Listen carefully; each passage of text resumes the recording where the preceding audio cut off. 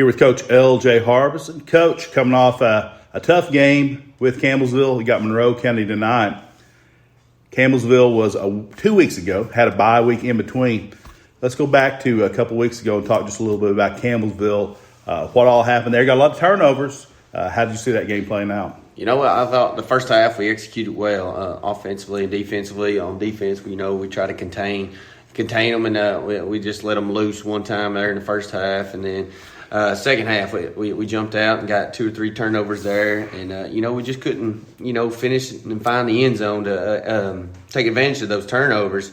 And with their big playability, they caught us a couple times there in the second half and made a big play and pass in the fourth down there late on a third and long there to score a touchdown and go ahead. But, we drove it all down there within the final seconds and, just come up just about 6 inches short on a fourth down play that I thought our guy had a chance at it in a bad spot. But, those are things that we can't control. We just got to be better at executing on those turnovers and executing a little bit better on not allowing those big plays to hurt us as much as they did against Campbellsville. But we've had a good week of practice this week, and hopefully we can fix those things that we messed up on and get a W.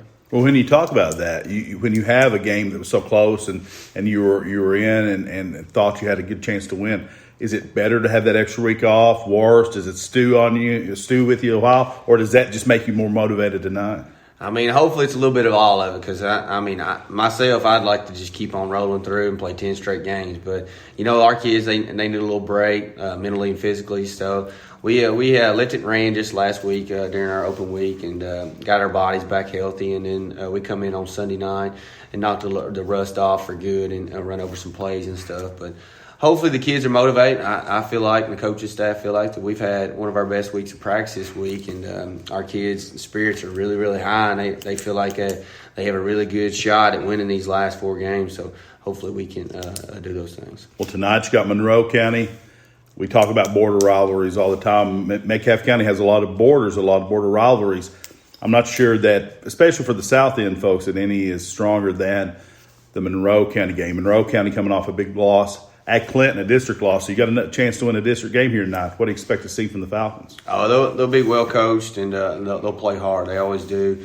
John Pettit taking over the helm this year from Billy Joe Murphy, and they're back to their roots of just running the football and throwing it on play action pass. So we'll have to know our P's and Q's and stop the run, and then play action pass will be a big killer that they look for weaknesses. So we'll have to do a little smash mouth defense and do assignment football. On the offensive end, they like to hit you, on the defensive end, they like to hit you, and they have a lot of guys that come at you. Their linebacker group, I think, is a solid group that we've seen.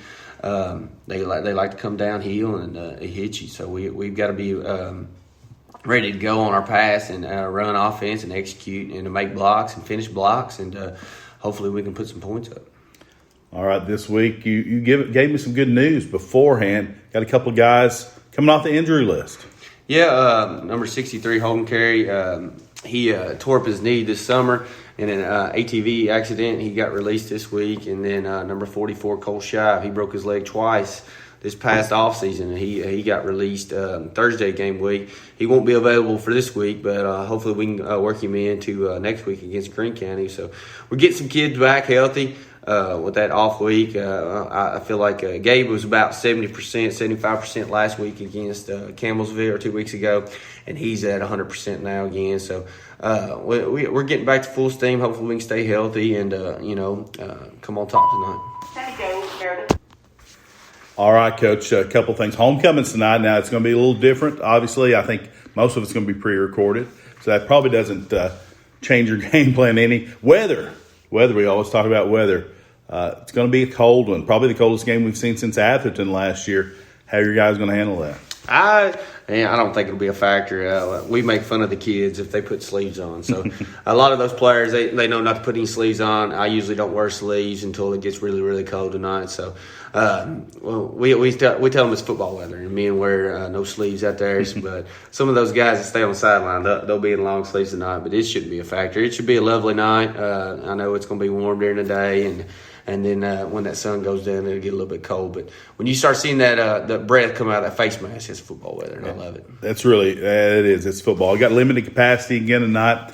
So those folks out there, who can't make it in, what can they be doing to cheer on these Hornets? Just stay tuned in, cheer. If you see the kids out in the community again, just let them know how much you love them and support them. Wear your maroon at home, be loud at home, and listen to the KY Sports guys, and then watch it on your TV, and just support us in any way you can.